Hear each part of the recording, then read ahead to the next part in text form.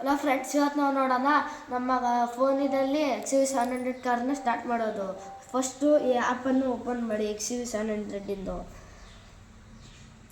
Open ಆಗೋಕ್ಕೆ time ತಗೊಂಡತ್ತೆ. 3 option ಇರುತ್ತದೆ. ಇಲ್ಲಿ ಮಧ್ಯದ ಆಪ್ಷನ್ ಒತ್ತಬೇಕು. ಆಮೇಲೆ ಇದು ತಗೊಳತ್ತೆ. ಆಮೇಲೆ ಹಿಂಗೆ ಸ್ಕ್ರೋಲ್ ಮಾಡಿ. ಇದು ಬ್ಲೂಟೂತ್ ವೈಫೈ ಕನೆಕ್ಟ್ ಆಗುತ್ತೆ.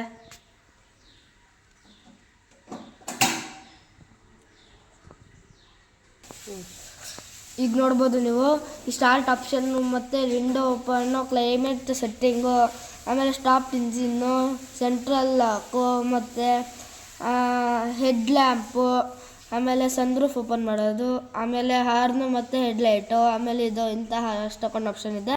ಇವೆಲ್ಲವನ್ನು ಆ ಮೊಬೈಲಲ್ಲೇ ಆಪ್ರೇಟ್ ಮಾಡ್ಬೋದು. ಫಸ್ಟ್ ಈಗ ಸ್ಟಾರ್ಟ್ ಮಾಡೋದು ನೋಡೋಣ. ಸ್ಟಾರ್ಟ್ ಅನ್ನೋದು ಒತ್ತಬೇಕು. ಸ್ಟಾರ್ಟ್ ಸೆಟ್ಟಿಂಗ್ ಹೋಗಬೇಕು. ಈ ಪಾಸ್ವರ್ಡು ಇರುತ್ತದೆ.